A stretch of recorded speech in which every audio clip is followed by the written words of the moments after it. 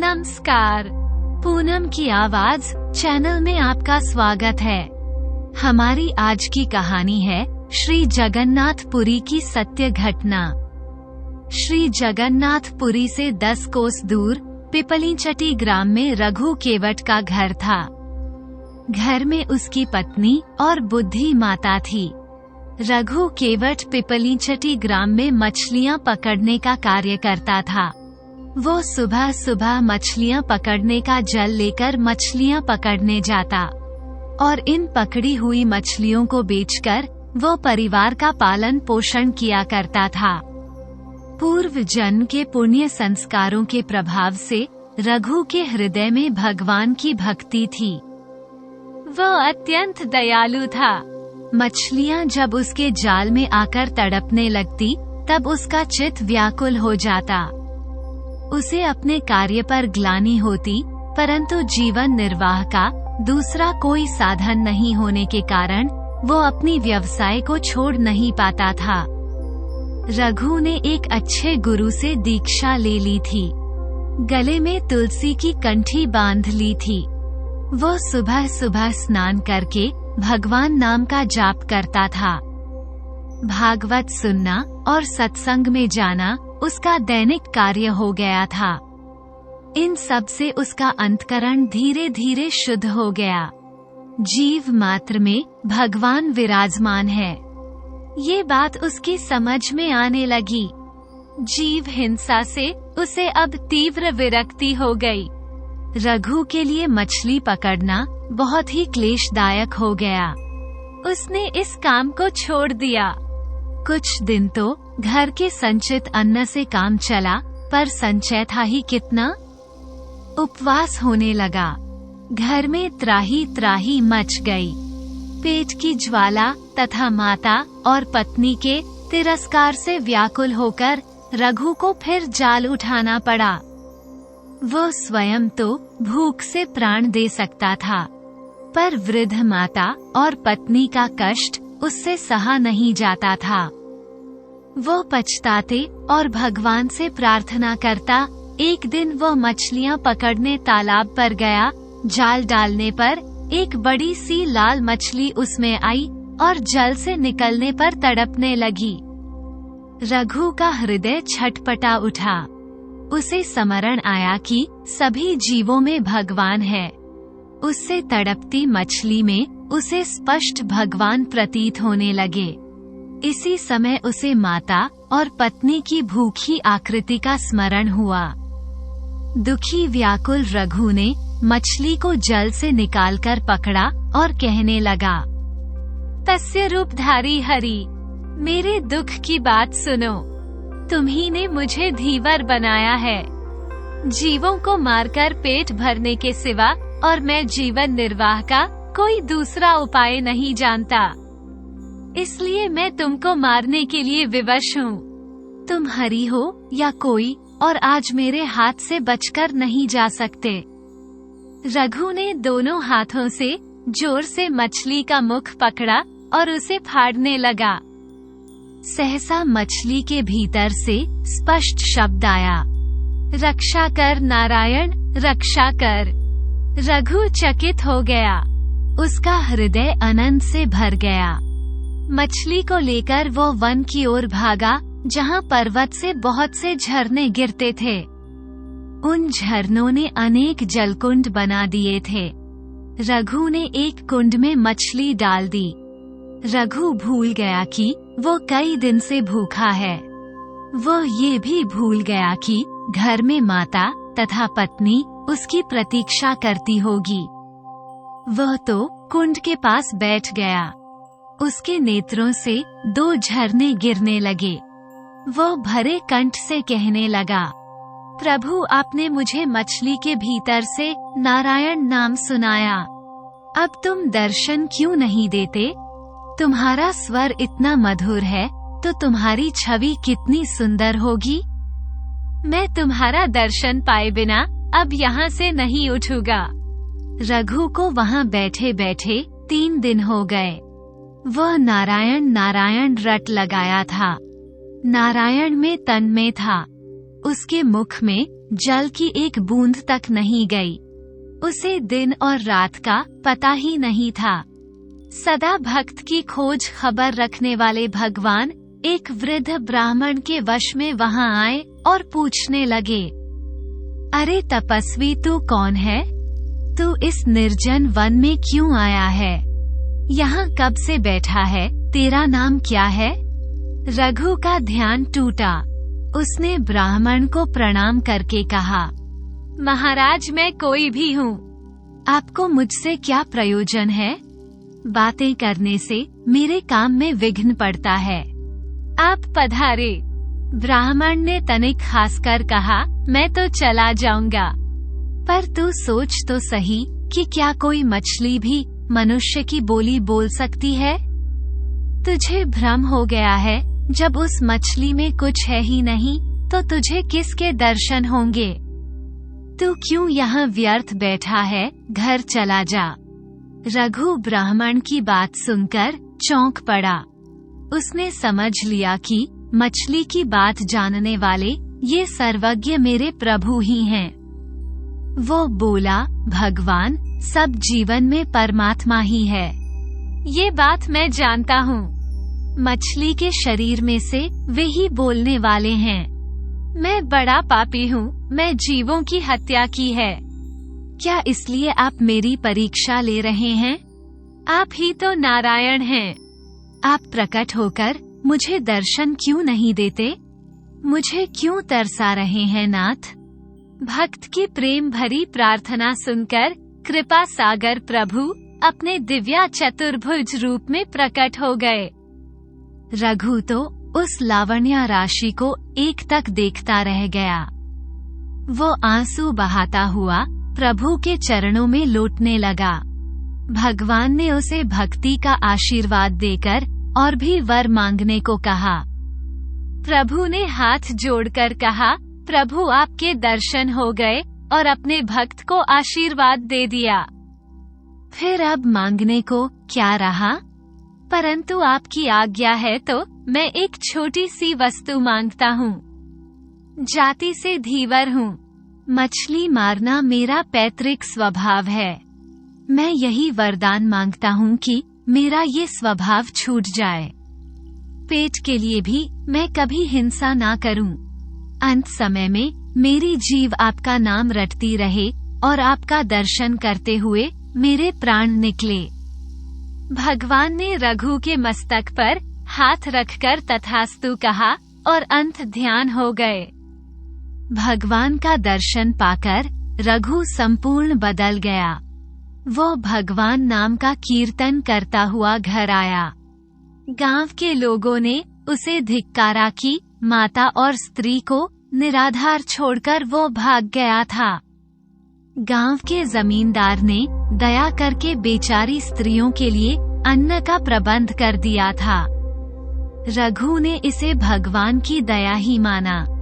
यदि वो घर पर रहता तो जमींदार या कोई भी व्यक्ति उसे या उसके परिवार को एक छटांक भी अन्न नहीं देने वाला था। अब वो रोजना प्रातः शौच स्नान आदि से निवृत्त होकर भगवान का भजन करता और फिर कीर्तन करता हुआ गांव में घूमता रहता। अब लोग उसे बिना मांगे ही बुलाकर नेक पदार्थ दे देते थे। यह उस अंतर्यामी की ही प्रेरणा थी।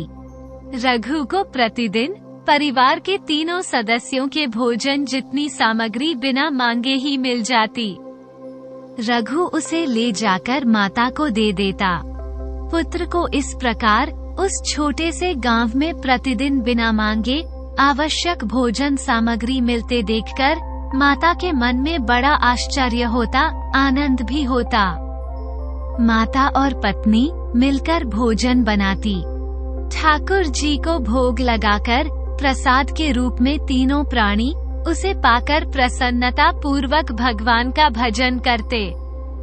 इस प्रकार अनायास उसका तथा परिवार का पालन पोषण होने लगा। उसकी माता तथा पत्नी भी अब भजन में लग गई। अब रघु भजन के प्रभाव से पूरा साधु हो गया था। दिन रात उसका मन भगवान में लगा रहता था। वो नाम कीर्तन करते करते बेसुध हो जाता था। भक्त रघु अपूर्ण साधु स्वभाव को प्राप्त हो गया था। किसी से कुछ भी कहना सुनना नहीं, किसी के मन में उद्वेग हो ऐसी कोई भी चेष्टा नहीं करनी, दिन रात श्री हरि का नाम कीर्तन करना और भगवान में मन को लगाए रखना, यही उसका काम था। नाम कीर्तन करते करते रघु को प्रेम समाधि हो जाया करती। गांव के कुछ दुष्ट बालक रघु को छेड़ते उसके पीछे पीछे दौड़ते, परंतु रघु कुछ भी जवाब नहीं देता। इससे लड़कों का साहस और बढ़ गया। कुछ बदमाश लड़के गालियां देने लगे और एक दो ने तो मिट्टी के ढीले फेंकने शुरू कर दिए। रघु पहाड़ के समान अचल था। कोई कुछ भी करे, उसे प्रभु प्रेम में डूबे हुए रघु को तो कुछ पता ही नहीं था। रघु की ऐसी स्थिति हो गई थी कि जब उसको बाहर ज्ञान रहता था तब भी उसे पर गालियों का और मार का कोई असर नहीं होता था। क्रोध, शोक और दुख मानो उसके हृदय से सदा के लिए वाष्पीकृत हो गए थे। रघु की इस उदासीनता से लड़कों का उपद्रव बहुत बढ़ गया। बिना कारण ही लोगों को सताना और मारना गांव के आवारा लड़कों के मनोरंजन का सहज साधन बन गया। रघु कहीं भी जाता तो लड़कों की टोली अपना काम करती हुई उसके पीछे रहती।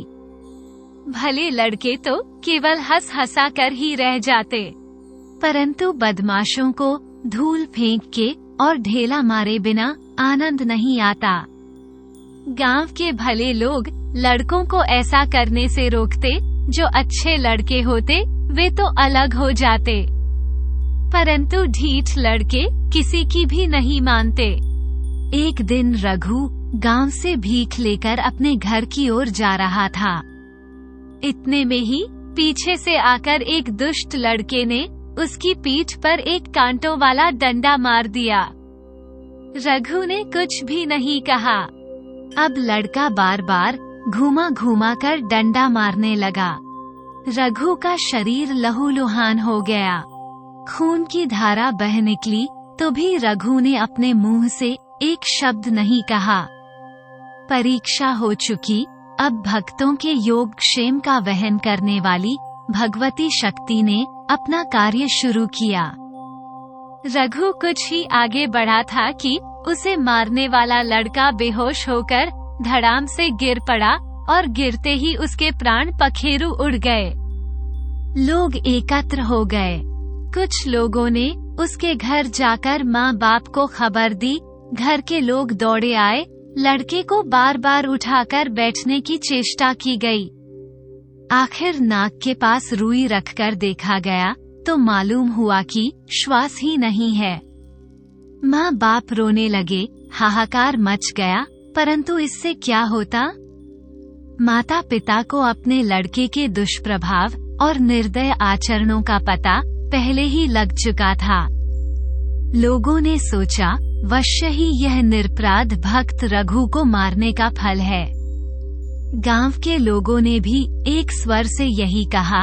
अंत में सर्वसम्मति से यही निश्चय हुआ कि रघु के घर चलकर उसे प्रार्थना की जाए। भक्त बहुत ही कोमल हृदय होते हैं। उनका चित्त दूसरों का दुख देखकर सहज ही पिघल जाता है। रघु महान भक्त हैं। यदि वह बालक का अपराध क्षमा कर देगा तो लड़का जी उठेगा, इसमें संदेह नहीं है। यह विचार कर बालक के माता पिता घर के अन्य लोगों के साथ मृत शरीर को लेकर रोते कराहते रघु के घर पर आए और दोनों वृद्धि स्त्री पुरुष रघु के चरणों में पड़कर दीन वाणी से कहने लगे, भक्त रघु, हम आज बड़े ही दुखी हैं। हम जानते हैं कि हमारा लड़का बहुत ही दुष्ट था और उसने तुमको बहुत तकलीफें दी हैं। वे कभी क्षमा के योग्य नहीं है, परंतु माँ बाप के नाते हम आज सर्वथा निराश हो गए हैं।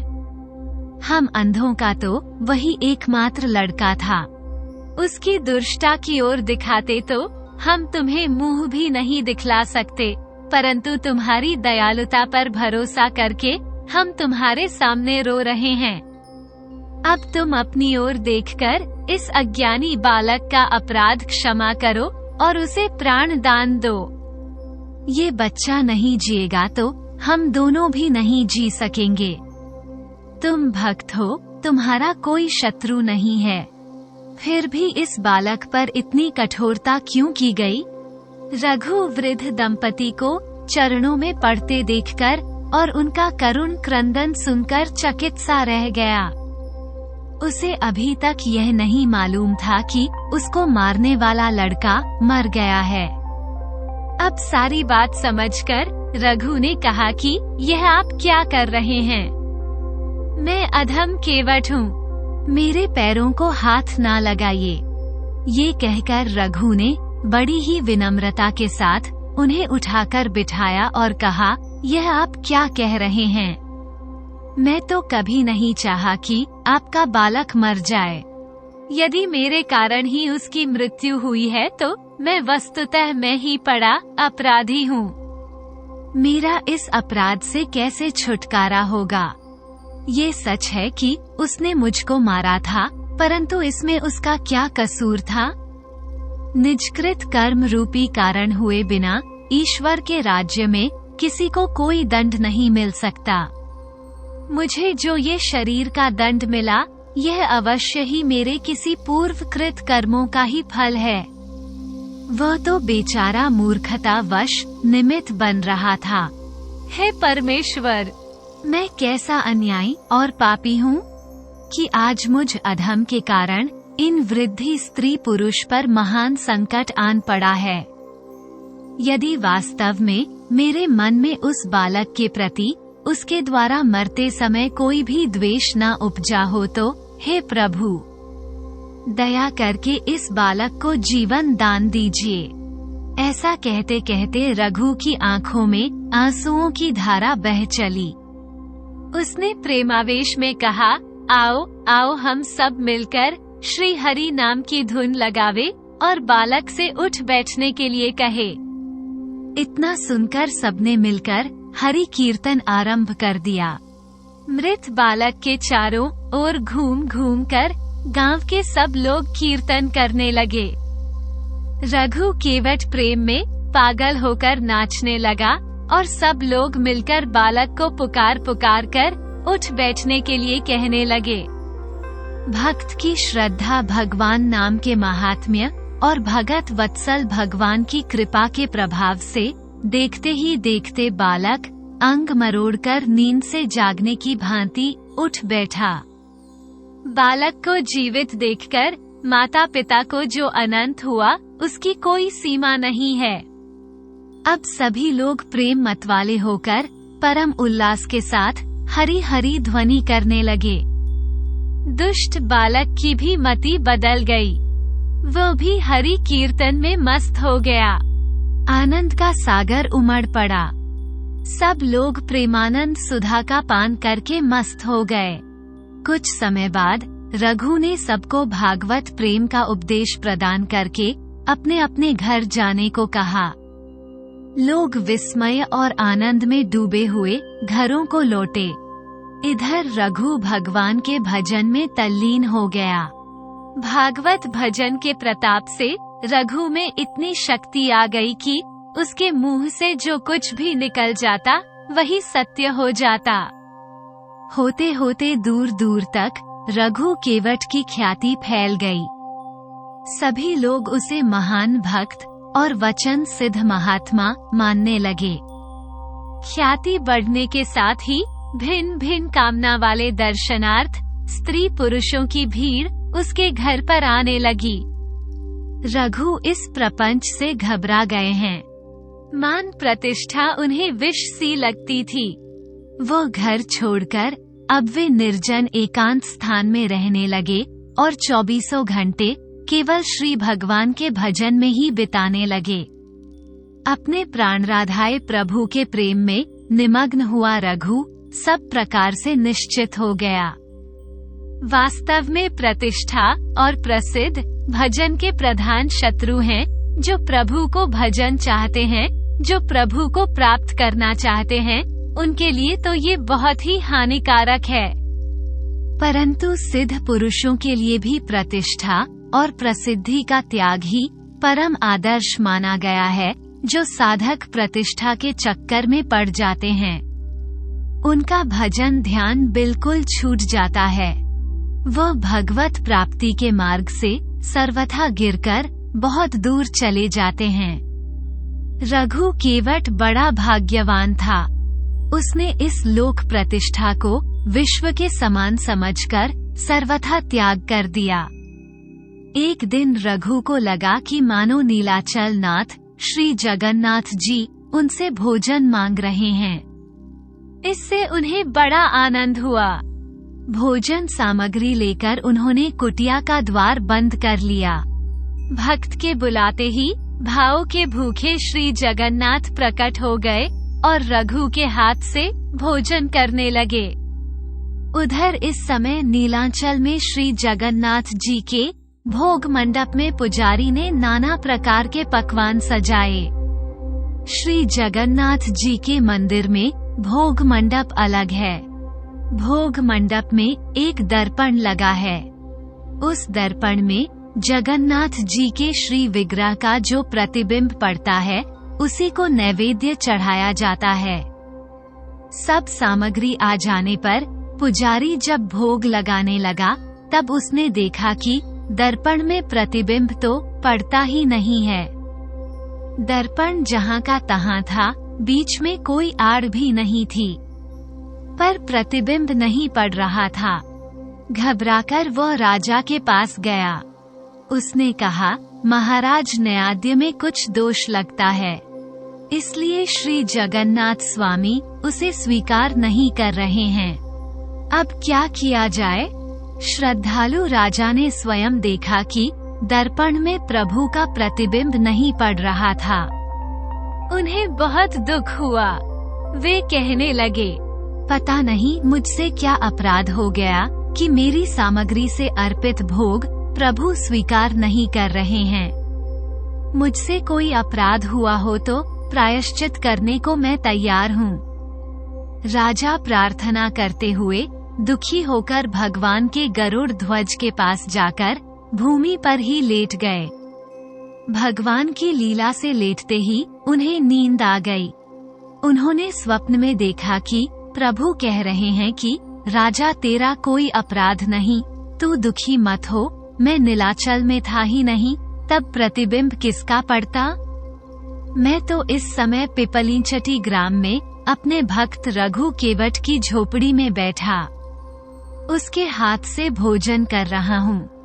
वो जब तक नहीं छोड़ता, मैं यहाँ आकर तेरा नैवेद्य कैसे स्वीकार कर सकता हूँ? यदि तू मुझे यहाँ बुलाना चाहता है तो मेरे उस भक्त को उसकी माता तथा स्त्री के साथ यहाँ ले आ। यही उसके रहने की व्यवस्था करो। इसके बाद राजा का स्वप्न टूट गया। वे एकदम उठ खड़े हुए, घोड़े पर बैठकर शीघ्रता से पिपलीचटी पहुँचे। गांव वालों से पूछकर रघु केवट की झोपड़ी का पता लगाया। जब कई बार पुकारने पर द्वार ना खुला, तब उन्होंने स्वयं बल लगाकर द्वार खोला। कुटिया का दृश्य देखते ही वे मूर्ति की भांति हो गए। रघु सामने भोजन रखे में से किसी को ग्रास दे रहा है। राजा को वहाँ रघु दिखाई देता है, अन्न दिखाई देता है, पर ग्रास लेने वाला मुख दिखाई नहीं देता। राजा चुपचाप खड़े रहे। वह अज्ञात मुख तो जिसे कृपा करके वह दिखाना चाहे, वो बड़भागी देख सकता है। सहसा प्रभु अंतर्ध्या हो गए। रघु जल से निकाल मछली की भांति तड़पने लगा। राजा ने अब उसे उठाकर गोद में बिठा लिया। जब रघु को होश आया तो उसने अपने आप को राजा की गोद में देखा। ये देखकर रघु चकित हो गया। जल्दी से उठकर वो राजा को प्रणाम करने लगे। उन्हें रोककर स्वयं पुरी नरेश ने उनके चरणों में प्रणाम किया। श्री जगन्नाथ की आज्ञा सुनकर रघु ने नीलाचल चलना स्वीकार कर लिया। माता तथा पत्नी के साथ वे जगन्नाथ पर आए। उनके नीलाचल पहुँचते ही भोग मंडप के दर्पण में श्री जगन्नाथ जी का प्रतिबिंब दिखाई पड़ा। पुरी के राजा ने श्री जगन्नाथ जी के मंदिर से दक्षिण की ओर रघु के लिए घर की व्यवस्था कर दी। वहां आवश्यक सामग्री भिजवा दी।